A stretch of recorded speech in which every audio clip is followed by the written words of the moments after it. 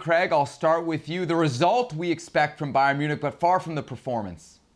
Yeah, not the best performance, to be frank, and made tougher work of it than it should have been. We're a little sloppy in the final third.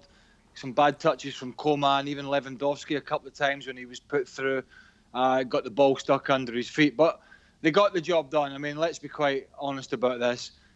In that first half, Manuel Neuer could have sat in a deck chair reading a good novel, and all he had to do was get up and play the odd pass that came back to him and start a move again and sit back down, because Frankfurt offered very little. They got a little better in the second half and it got a little bit more tense, but you always felt that Bayern would just conjure something up and get the winner and go to the final. Frank, what did you make of the Bayern Munich performance today?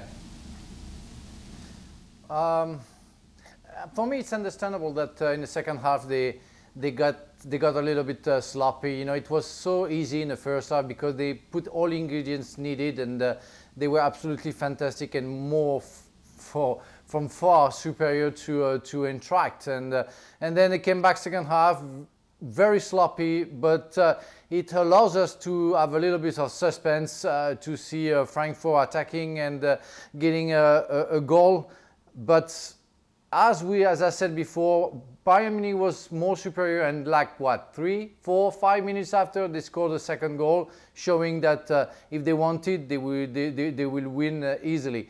So it's understandable. I see Paris Saint-Germain as well doing the same in the League One, where they get sloppy because they have nobody or almost nobody in front, and it's the same. It seems to be the same for Bayern Munich since the restart of the competition, that they so much better than anybody else that sometimes they get sloppy sometimes.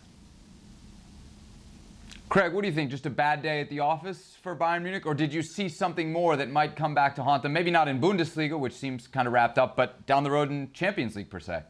Well, a bad day at the office is if you don't win the semi-final and don't get to the final. So it's a good day at the office, but not a brilliant performance. But they'll not be fussed about that. They'll get a bigger test, you would imagine, from Leverkusen, who they've beaten recently. But they should get a bigger test in the final, for sure. Look, one of the things that's noticeable is that when a team gets a little flat-footed and a little complacent, as Frank mentioned, like Bayern did because of the difference in quality, there's no crowd to snap you out of it. There's nobody to jeer you on. There's nobody to get behind you. There's nobody to let you know that you need to up your game. And I think that is the one thing that we're missing. Clearly, obviously, there's nobody at the games and we have that sort of tinny atmosphere. But it is one of the things that can change the mindset of a player. When a crowd starts getting jeering and when a crowd starts getting nervous and it wants to see something better, that can jolt you on to go and finish a game and put the game away, where there's just nobody to do that at the moment. And maybe we're seeing a little bit of that in the performance from Bayern today. Frank, final thoughts on Bayern Munich? Any long-term cause for concern from what you saw today? No, I'm not worried. I'm not worried at all. I think they're going to win easily the Bundesliga. They're also going to win the German Cup. And well, so far, because the other contender in Champions League didn't start, they are the best team, and they've been the best team for me before the coronavirus pandemic and in Europe. So they are for me the best contender also for the Champions League, because they have a fantastic squad. We saw Thiago Alcantara and Martinez coming in and being also brilliant. It's not only the first 11, it's the whole squad being very, very strong and very, very homogeneous.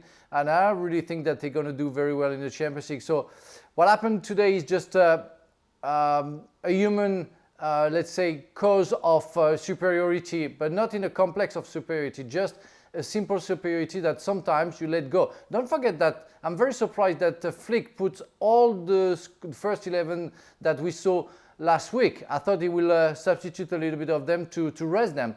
But they're so competitive that they want to win everything.